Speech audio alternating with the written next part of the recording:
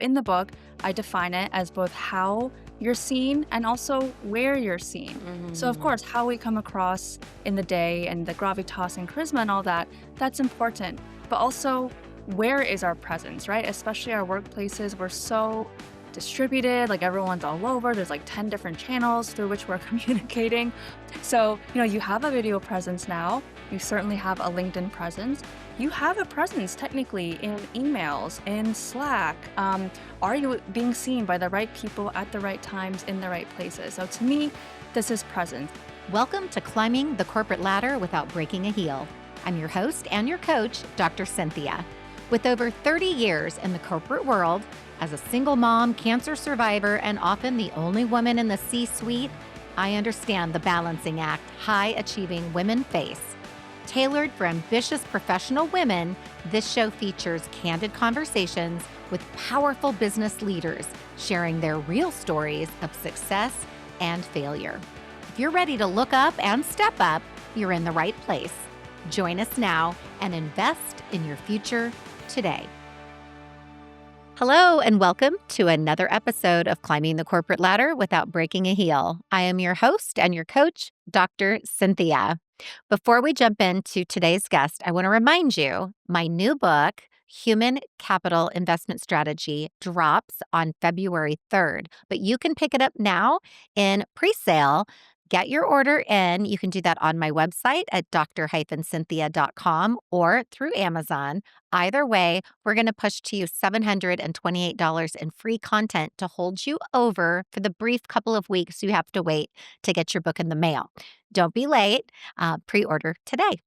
With that in mind, I am thrilled to introduce today's guest as we're really going to explore the whole notion of what makes us uniquely human, and that is Lorraine Lee. Lorraine is a keynote speaker and a best-selling author of her book, Unforgettable Presence: Get Seen, Gain Influence, and Catapult Your Career. She also teaches popular courses at Stanford Continuing Studies and LinkedIn Learning. She's passionate about empowering leaders to elevate their presence, influence, and impact, which we can all use. Her insights have been featured in media outlets including CNBC, CNN, Forbes, Bloomberg, Fast Company, and Financial Times. And she is recognized as a LinkedIn top voice with hundreds of thousands of followers, I'm sure many of you, and previously spent over a decade as a founding editor at companies including LinkedIn and Prezi. So, welcome to the show, Lorraine. It is such a gift to have you. Thank you for having me. I'm excited to dive in. Yeah. So, as I mentioned to you earlier, I have been following your work on LinkedIn. And while a generation or two separates us, I'm sure, um, your content is so dead on and it is so aligned with what I coach women on a daily basis. And so I'm excited to see the message continuing and the way in which you bring just a sort of a fresh perspective about it. I'm curious, what prompted you to write the book in the first place? So, writing a book was not something that was initially on my radar. The idea got brought to me by a former colleague, so super thankful for him, the importance of having right mentors and people in your corner. And he had seen me posting on LinkedIn, and I had come out with my first LinkedIn learning course, and he said, "Oh, like when's the book coming out?" Sort of like a little bit jokey, but then I was like, "Oh, interesting idea." I'm gonna store that away. And then Yeah. a few weeks later, I met up with another colleague for the first time in person, someone I had initially met on LinkedIn. And then she asked me if I had ever thought about writing a book. So at that point, I was like, this is a very exciting idea. I think this makes sense for me. And when, Wiley reached out, I think it was maybe just a few months later, actually, that Wiley reached out to me on LinkedIn, and Wiley became my publisher. A few other, publishers also reached out at that time, and I just took it as a sign from the universe that it was the time to do it, Yes. and it just made total sense, right? Like, I really love helping other professionals, helping people at scale, and when I sat down to write the proposal, it really flowed. I had all the ideas, my story kind of, it came together. You might experience some imposter syndrome when it comes time to write a book, but I think all the signs were pointing like this was it, and so I wanted to jump on that opportunity. Yeah, definitely it sounds like the universe was having a hard knock at the door at Yes. that point when you have all these people asking and a publisher show Yep. up. So, well, I'm glad they did because I think it's timely and interesting to me that it is still a topic. I mean, this was Yeah. a topic 25 years ago, 30 years ago when I was a young leader back Yep. then, and it remains such an important topic. With the book, you interviewed a lot of people. This was something that you really grounded in research, evidence, Mhm. qualitative interviews, et cetera. What were some of the learnings by taking your lived experience, but then also talking to a lot of other people? Yeah, so I interviewed, like you said, about 3 dozen business leaders, content creators, authors, keynote speakers. I think that was actually one of the most fun parts about, this whole book writing process, and so, yeah, people like Daniel Pink, we have content creators like Corporate Natalie, Kim Scott of Radical Candor, just so many amazing folks. There was a few things that really stuck out to me, so, uh, the first was imposter syndrome. Mm, And, I talked about it with a lot of them. I didn't include every quote in the book, wasn't able to, but a lot of them have experienced imposter syndrome at some point or currently, in their job. And so we hear it all the time, but it's nice to get that reminder and sort of be grounded again, like, oh wow, even the C-suite executives at the Fortune 500 companies, even the best-selling author, like, these feelings still sneak in, and that's completely natural, and so that was one of my biggest takeaways from all those conversations. The second one that I think was really valuable was around this concept of building your brand and figuring out, like, your leadership style, how you want to show up. That's really important. I think leaning into what makes you uniquely you while still being mm. professional, of course. A lot of them have found sort of that different angle or the way that they wanna show up, and that's what's made them so successful. Yeah, I love your focus. I like to call it imposter phenomenon. I've vetoed the idea that it's a syndrome. There you go. I stand in defiance of it being a syndrome, though that is the expression. Um, because I just did a post recently on that. I have a very high powered client, and I was struggling sort of mentally that morning thinking, "Oh my gosh, this is a big deal, and I'm walking into this room, and do I really have what it takes?" And having to go through some of that reconditioning and changing the narrative. So, you're right, you sort of don't out-title, out-earn, outlive, um, what it means to, from time to time, feel like an imposter. So, I think it's important, and I love that it was validated across with some very successful people.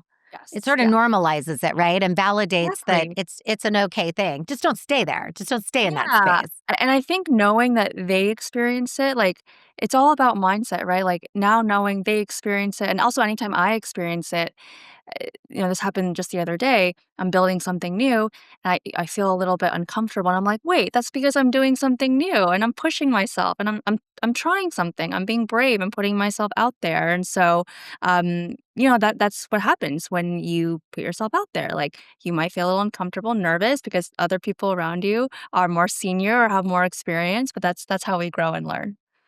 You mentioned that, and that was one of the things I saw in one of your recent posts where you talked about, I think it was 5 things I have here in front of me, where you talk about some of the things 5 daily habits, and maybe it's also in this one, the ten things where you talk about if you're not growing, growth and comfort can't coexist, you Yeah. said. Mhm. Mhm. Exactly. I love that. I agree. I Yeah. absolutely agree. We think sometimes I come from a positive psychology background and focus a lot on what is a skill, right? What is knowledge, what is a skill, and then what is natural talent. Um, I think we would probably agree that, some people have just a gift of presence and charisma Sure. and all of those things. Yeah. But one of the things I also I think we agree on is that presence is also a skill. And you come from a place you're very out, you're very out about the fact that you're more of an introvert. Is that fair to say that, Oh, yeah. you're I call myself a competent extrovert, right? I can do it, but it doesn't give me energy as much Yeah, as it can start to drain my energy. yeah. So talk about what are some of the mistakes people make, especially ambitious women, for the woman listening, as it relates to standing out and having a sense of presence? The big thing that I wanted to do with this book is really redefine what presence means because I think a lot of us, we hear presence, and we were talking about this before the call started, but we hear presence, we think, oh, executive presence. And then Mm. that just comes with so many connotations. Everyone has their different definition, but it's usually implied like sort of a high stakes scenario, like we're in the boardroom, we're of a certain level, right? And while executive presence is important, I wanted to really make presence something that was approachable for everyone. So in the book, I define it as both how you're seen and also where you're seen. So, of course, how we come across in the day and the gravitas and charisma and all that, that's important. But also, where is our presence, right? Especially our workplaces, we're so distributed, like everyone's all over. There's like 10 different channels through which we're communicating. So, you have a video presence now. You certainly have a LinkedIn presence. You have a presence technically in emails, in Slack. Are you being seen by the right people at the right times in the right places? So, to me, this is presence. It's something that can be worked on and should be worked on through all points of your career. And it's not just about the really big, high stakes moments, because actually, Mm. the majority of the time that we're interacting with our colleagues, it is in the smaller everyday moments. So, how can we make sure that we're showing up well in those moments and again in the right spaces so that, our presence and our reputation and our brand is built up over time and it's not so reliant on, kind of those more stressful situations. Yeah, that is really so I wanted to say back because I think that's a really profound thought for the woman listening or the person listening.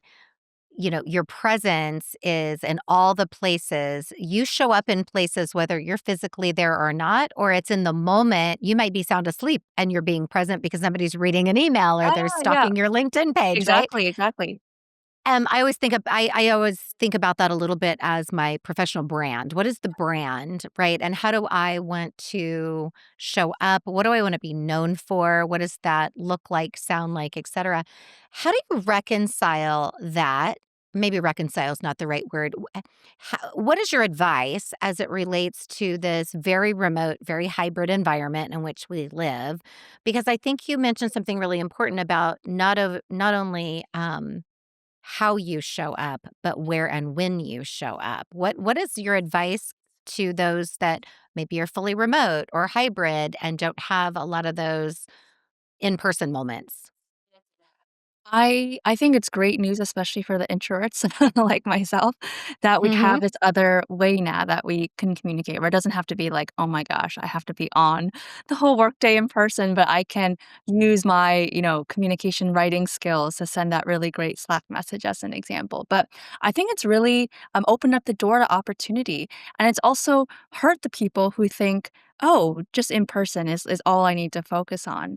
Because again, like Mm. video is not going away. I mean, maybe the way that we show up on video will be different, but like there is always going to be some sort of remote communication. So if you are on video half the time, but you don't really care about it and you're not really thoughtful about it, people are forming subconsciously or otherwise, like they're forming opinions of how you look and how you appear, right? And so, similarly, if let's say like you're a little shyer in person, right? You don't have as big of a presence. On video, you can create that space so that when people meet you in person, they already have this positive impression of you, and the two can align a little bit more. So I think it's actually just really opened the door, like so much more opportunity, especially for my quieter, more introverted folks out there. And it can be a real superpower if you focus on it, because a lot of people, LinkedIn, video, etc., still kind of neglecting it. Mhm, and I think there was a period where it felt like people got a little lazy with it, Yeah. where if it was sort of, if I'm on video, they just weren't showing up, whatever their professional brand, maybe that was their professional brand, but it felt that it sort of was like, well, because I'm not going into an office, maybe I'm not gonna shower, you know, and and dress appropriately for whatever the business norm is. Yeah. How do you and this may be a little a little down a little bit different path. But one of the things I always find sort of a slippery slope is presence and then as it relates to kind of authenticity. And you sort of alluded to it, which is um there's the be you, be authentic, show up Yeah. in a way that's authentic to you, but there's also norms and cultures and consequences of making radical choices. So, and I think generationally that right, that's moved. I think my generation, maybe not necessarily myself because I have adult children who've taught me a lot. Um, but I think can be a bit less open to people showing up in their as their most authentic self. What is the advice that you give so that there's that nice balance? Yeah, I do think it's important to show up authentically. Now, that is like kind of a buzzword, as you said. Yeah. So, there is a balance. Like, I'm not going to show up to work and tell you all my problems and the drama and this and that. Not like I have much in my life, but if I were to Yeah. have a lot, like, that's not appropriate for the workplace, right? You need to show up authentically, but just like you have a persona as a parent or a daughter or a sister, whatever it may be, like we have different versions of ourselves. So we will have a professional version of ourselves that can still be ourselves and show our Mm. personality and allow us to share more about our personal lives. But again, there's a time and place for everything. So we need Yeah. to approach, professional situations with a professional lens and curate, right? Again, we're curating ourselves constantly in all these different situations and we're showing up in different ways. So um I do think it's important to show who you are, right? People ultimately connect with people, and we want to work with Mm. people that we like.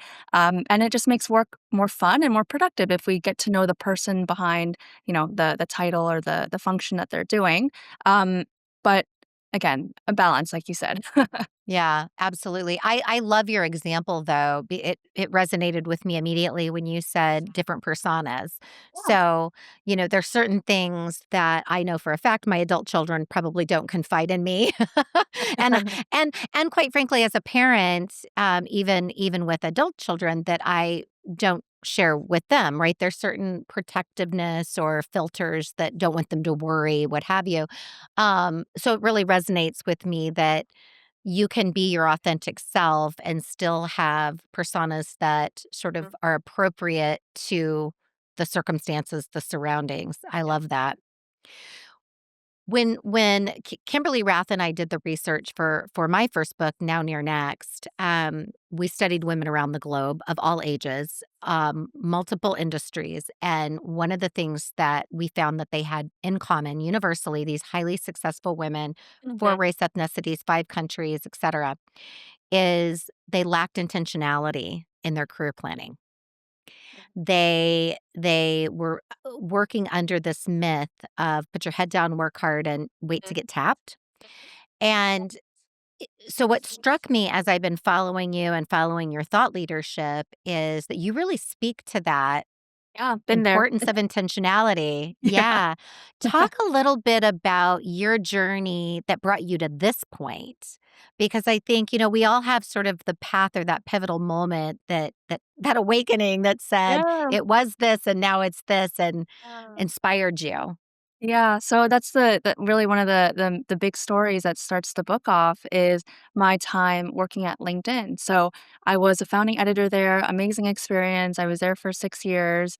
Um, but I started off there, um, you know, quite junior, in my 20s, and did think, "Oh, hard work is going to get me to that next step," and I actually did. The first year that I was there, I went from a more junior position to mid-level, through hard work. But once you Mhm. reach that mid-level and you're trying to get to that senior level, the hard work is only going to take you and good work is only going to take you so far. Really, that's sort of the expectation. Everyone works hard, has good work. Now how can we um, move up and stand out in such a way that people know who we are? And so I worked really hard. I worked on high visibility projects. I was well liked, positive attitude, all these things you would think, "Oh yeah, like that's gonna set her up for a promotion." And it Right. just didn't. And I was so frustrated and confused. I'm like, I feel like I'm doing all the right things. And it wasn't until after I left LinkedIn where I had a little bit more space where I could actually take some time to reflect and be like, what went wrong? Like what could I have done differently? What do I want to do differently going into my next role? And I realized that presence was a big missing piece. I realized that a lot of my mindset around how the workplace functioned was not right. So like hard work is going to get you promoted. Oh, loyalty, years at company, naturally, eventually I'm going to get promoted. Being, the positive yes person is going to get me promoted. Like, no, I have to talk about my work. I have to be strategic. I have to say no to things so that I can say yes to the right things. It's a skill to learn how to talk about your work. I learned that at LinkedIn. And so, yeah, a lot of hard lessons learned, but important lessons so that when I went to my next role at Prezi, I really hit the ground running. I was, as you said, much more intentional about, okay, I want to reach this goal. How am I going to get there? How can I be so explicit and make sure my manager is always in the loop and giving me feedback so that so that nothing comes as a surprise. Yeah, which, it's taking your agency. I feel that so many, well, not just feel, the evidence, our evidence, and other evidence is so crystal clear Yeah. because of this myth of, you know, we we we over index on performance, right? And just assume, and I believe that it starts from elementary school and on. Yeah, for sure. When we're School sets young, us when we're up. Yeah. yeah, when we're young girls and Mhm. we sit still and we're quiet and we raise our hand and we're dutiful, we get gold stars, right? And then we get into the working world and we're sitting there being quiet with our head down and waiting for our gold stars. And the young men, and props to the guys, honestly, it's not a finger wagging, it's a we need to steal a page out of their playbook, is that they go from wiggling in their chairs and, being silly and Yeah. all of that to they channel that industry into put me in coach. Yeah. um, and I think leaders sometimes fail to realize that just because somebody didn't raise their hand doesn't mean they're not interested. It may Sure. mean they're expecting you to recognize that, Yeah. right? Yeah. But that's not how the game's played in the corporate world. And Exactly. so you learned as so many of us did. One of the tips that you gave, I love this. I interviewed also a woman, Gabrielle Schuster, and she talked about she was always looking 2 jobs ahead and thinking about, so I talk a lot about know what your next is and start Yep. working on your future today. Yep. I'm a big fan of side hustles, all the things. Yeah. You One of the things you said is think 2 levels up. Start solving stop solving today's problems, start preventing next quarter. Say more about that. I think that is so provocative. I, um, I always thought again with a promotion, if I'm doing my job really well, I'm ready for the next. And also talking to the executives for the book, a lot of them did say, you are judged when it comes time to promotions. You are judged on are you already doing the next level's work? Are you showing competency? So that was also like, wow, okay, it's not just like in the moment. You really have to be very strategic and constantly looking ahead in the future because yeah, that's what leadership does, right? You're planning the success of the company and like with any goal, if you're just like in the now and just looking down, like that's only going to get you so far. You want to think bigger picture, and it's hard to think bigger picture. That's why it's hard to make that leap. But again, it's a skill you can practice. You can get input from your manager, from your cross-functional stakeholders. It's a muscle that you have to practice and you have to work, but it's completely doable. Was it difficult when that first time that I mean, you had this mindset that you were going to do it. Did you have to kind of gear up to have the conversation with your leader about your aspirations? I didn't have to gear up too much. I mean, I think there's always like because I was new at the company too, it's like a little bit of nervousness, just sort of like putting yourself out there, not wanting to like Yeah. come across like, oh, I just got here. Now I'm trying to, already change Right. things. But, you do it in a respectful way. And again, we're talking about like those personas from earlier. Like you show up and you figure out like what the right sort of balance is, and then you make it known, and then you don't just make it known once, right? You have to keep repeating yourself and make sure that because your manager, as much as they want to help you, they're busy, they're going to forget things. So making sure that you're constantly advocating for yourself and then making sure you have all the information. So it's not even necessarily saying like, I have this goal and I'm going to keep repeating that I have this goal, but like, oh, what's the information I need to know to help get this goal? So like when I was at LinkedIn, I didn't even realize that there was a committee deciding promotions and that there's a bunch of people in the room. I just thought my manager decides, "Oh, she's ready or she's not ready." And so, like, figuring out in my next door, like, who's gonna be there? Oh, how early do these conversations start? Okay, I should probably start talking to these people and let them know my goal too. Um, get any materials I need set up, right? The conversations are happening at least a few months in advance, not just during review time. So really, like, priming people and planting the seeds accordingly. Yeah. What I love, Lorraine, is it gets back to this notion of intentionality. And you said a couple things that I really want to highlight for the person listening. One is that you had the conversation with your leader, and it wasn't a one and done. It was a conversation that, I think sometimes we think that all the other person is thinking about is us. Right, right. Right. And having been a C-suite leader, I can tell you we got a lot on our mind, right? So Yep. though we do have a responsibility to the people that we're so privileged to, to serve and lead, but having the conversation more than once. The other really important thing, and I talk a lot about this with the men and women I coach, is Mhm, if you don't put your aspirations into the universe, people don't know. We're not mind readers, and I can't tell you how many times a woman or a man would reach out and say, I've admired this or I've mhm. watched this, that. Would you be willing to have coffee with me? Get to know one another. I took the coffee, which I think is important, pay it forward. And lo and behold, 3 months later, 4 months later, I'd be in a room that individual was not. And somebody would say, "Oh, we're gonna put this committee together or this team together. We really need somebody who does XYZ." And I'm like, I just had coffee with a person that has a great interest in that. If people don't know your aspirations, they can't say your name in rooms you're not in. Exactly. Well, that reminds me of a story that I put in the book. I Yeah. had a colleague, she was excellent, she had been at the company, longer than me. I always wondered why she hadn't moved up. And then, promotion cycle happens, and then one day she comes into the office, she gets promoted, I'm super excited for her, and I go up to her and I'm like, "Oh, like, what happened? Like, what changed?" And she says, "Oh, my boss didn't realize I wanted to get promoted, and I just had to verbalize it." And I was just like, my mind was blown. I'm like, "Doesn't everyone kind of want to get promoted?" But that's not true. Not everyone does, and everyone has different seasons of life and stages in their Yes. career, and so, like, simply stating it made it possible so that she could get that thing she wanted. Yeah. Well, and to be honest with you, I have a flip side of that. I had a woman leader, very high level woman leader. I did not work with her. I know her through professionally. And we were talking about this example of if you have 5 people working for you Yep, and a promotion opportunity comes up and 3 people raise their hand and say, pick me, and the other yep, two don't, you don't just discount the two that didn't raise their hand. Have a conversation, and later in a private moment, she said, "I don't know that I agree with that. I would think like, where's your ambition? Where's your drive?" And I'm like, "That's the problem though. yeah, Therein lies the problem, because if you're conditioned to believe that my work stands on its own merit, yeah, so you should know that I'm ready or capable, um, that's such a disservice." So I mean, we have to work both sides of the yes, equation. Leaders need to do their part, yes. and we have to have our own agency. Yeah, Yeah. yeah, I like that from both sides, yep. Yeah.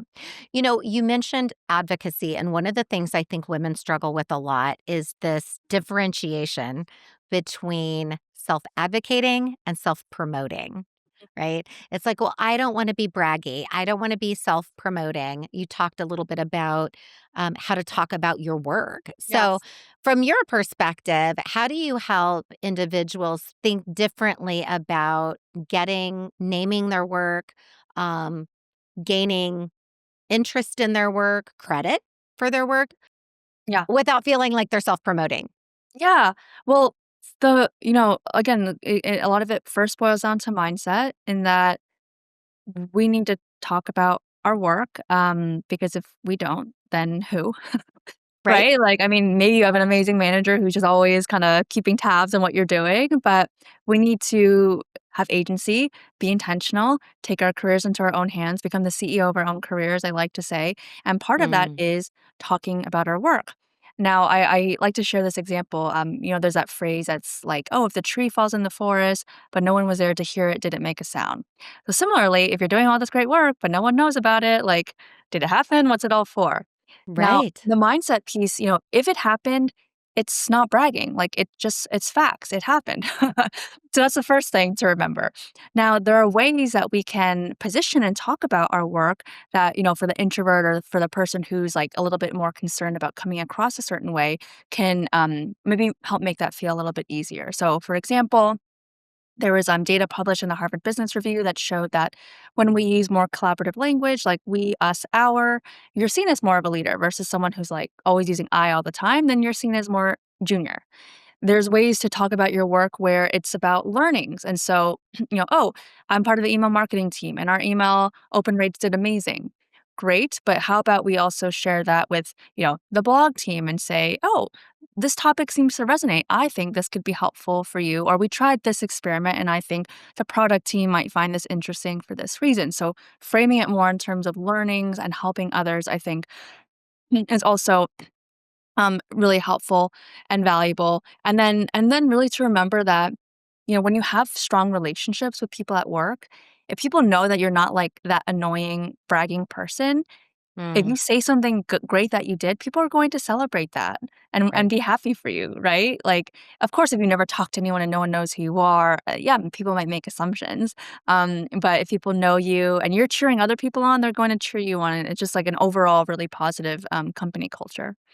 Yeah, I think that's great advice. Oftentimes I'll say, focus on the facts and the data. I love the learning piece. I think that's Yeah. brilliant.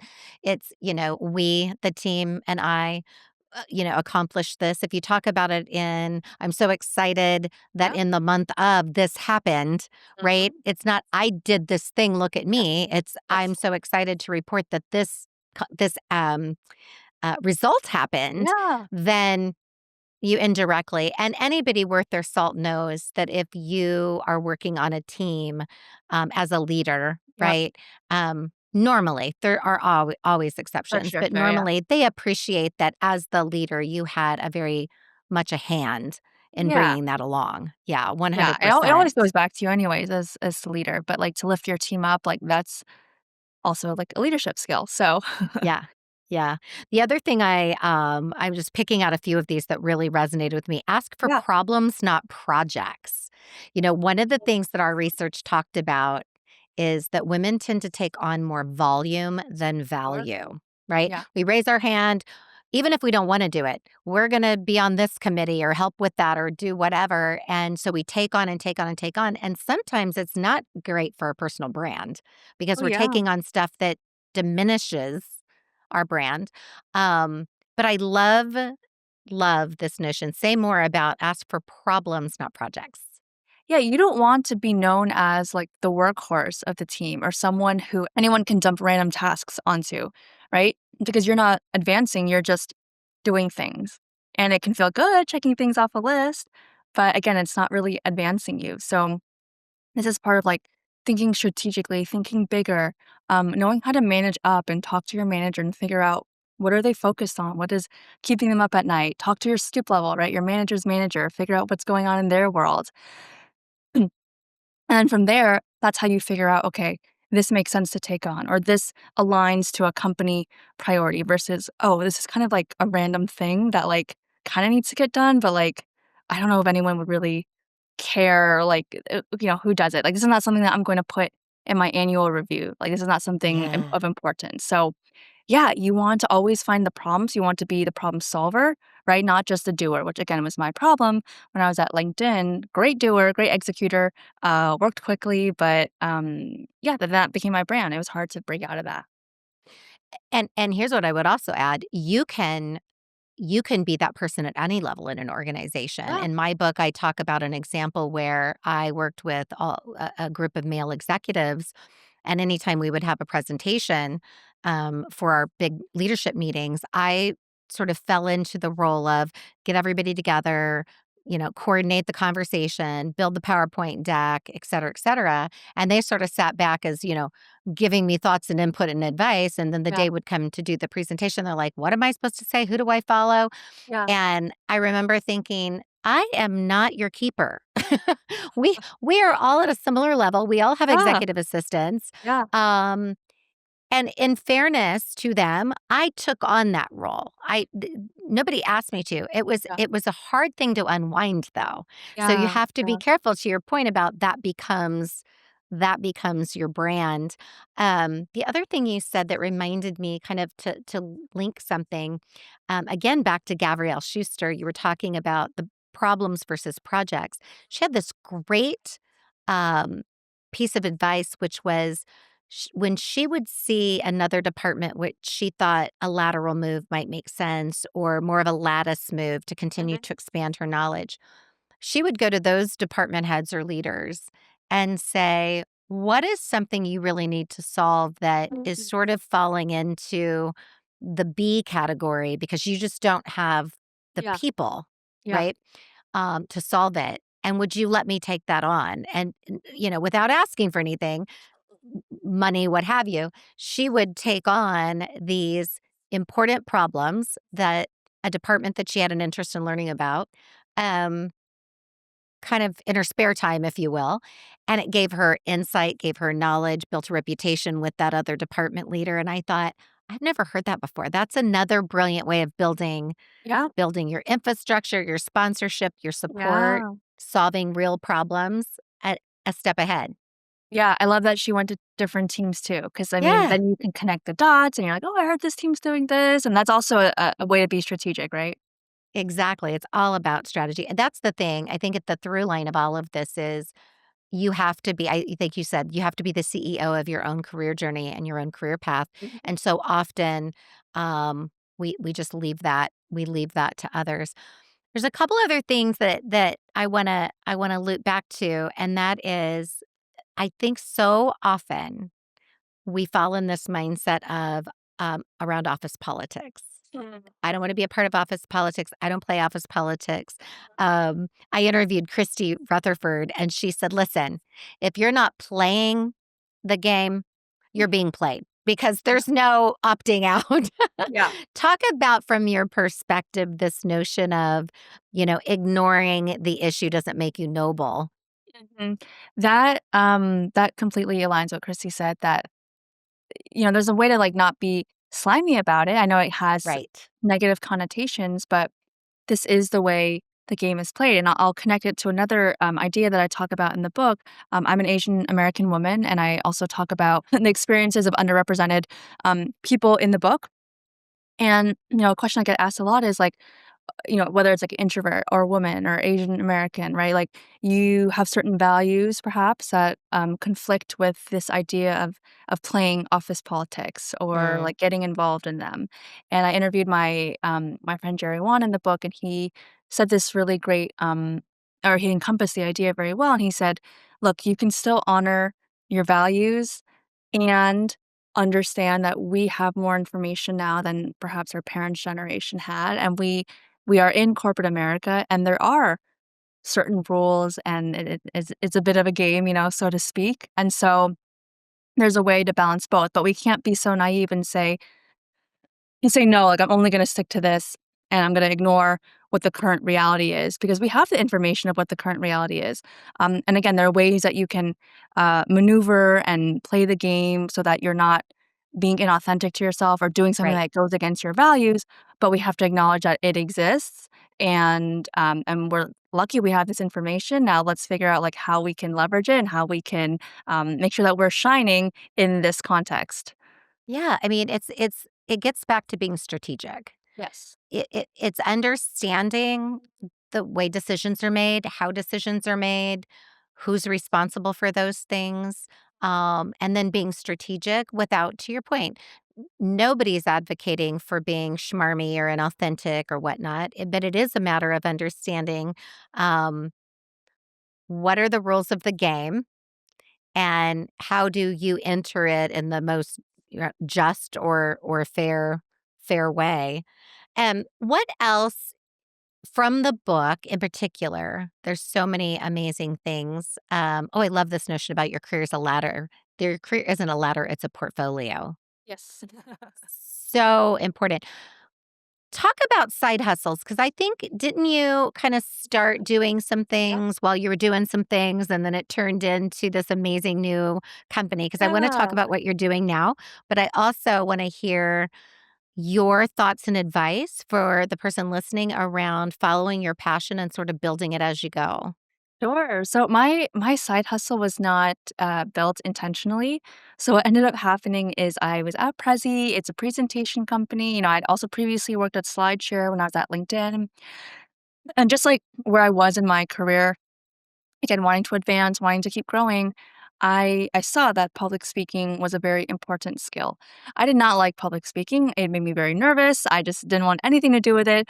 But this was around COVID times. A lot of things were happening virtually. I had a coworker who was a great public speaker, Spencer Waldron, and essentially asked him, "Hey, would you be willing to kind of mentor me and give me feedback?" And thankfully, he said yes. And so at the beginning of 2021, I reached out to my network. There was a lot of webinars happening, and I just got to practicing. And the more I practiced, the more I realized, oh, I'm improving and I'm decent at it and I'm kind of enjoying it even though I get nervous. And then that led to being invited on podcasts, that led to me becoming a LinkedIn learning instructor. And all that happened in about the 2 years of, or actually 1 year, 1 year of doing all that, and then layoffs happened. Actually 2 years, and then layoffs happened at the end of 2022. So it wasn't intentional, but I do think it was really important to build my brand outside of the company and to find things that I enjoy doing. Like, a side hustle does not need to become your full-time thing, but it Right. it was so empowering and such a confidence booster to make some money outside of work and to realize that I had something I could fall back on if something were to happen. And so I think, everything I did outside of work also still helped me at work as well, right? Like posting on LinkedIn more. Oh, I'm finding my voice. Like being a Mhm. public speaker. Oh, now people see I'm doing that. They might ask me to present at an all hands or a team meeting. Like positive things happen at work as well through that.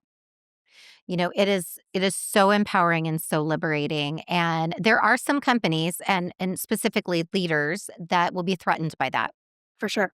I've absolutely experienced that where um they turn it into questioning your loyalty to the company, but really it's about their own Yeah. insecurity, if we're just being honest, Sure. and that's another sign or signal, right? That if that's happening, that's something to be thoughtful about. You're not doing anything wrong.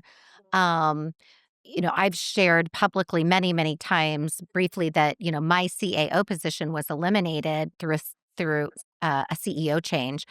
And because I was researching Now Near Next, and because I learned that women lack intentionality in their jobs, I drank my own champagne and I started thinking, okay, well, 3 to 5 years from now, I want to coach and I want to speak. And Mhm. so I started writing my book in the margins, right? When my job was eliminated, Mm. had I not been pursuing a coaching certification, doing all these other things, Yeah. I would have had no other path but to figure out where I was gonna go find another big C-suite job. Yeah. Instead, I had another option and talk about empowering and liberating. So, for the person listening, I just wanna emphasize what Lorraine is talking about, which is, um, it sort of happened accidental for you. Yeah. It happens accidental for the vast majority of people when it happens, which is clear based in the research. Um, I want to emphasize don't make it accidental. Be intentional. yeah. Start working on your future today. Figure out Yeah. what is your next. Even if you are happy, love your boss, love your culture, everything's humming along perfectly, you don't know that that's still going to be the case Mhm. a year from now or Yeah. 9 months from now.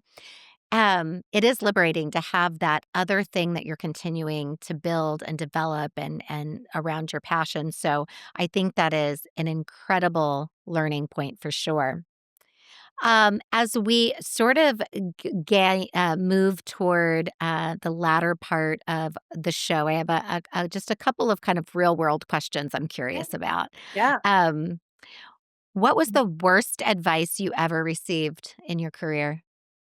Gosh. Um, the worst advice. Okay. The thing that comes to mind for me is around negotiation. And Mm, I was told earlier on in my career not to negotiate because I just didn't have leverage. Like, hadn't worked Yeah. much before. The salary I was being offered was already great. But yeah, I wish I would have known to that like they're expecting negotiations.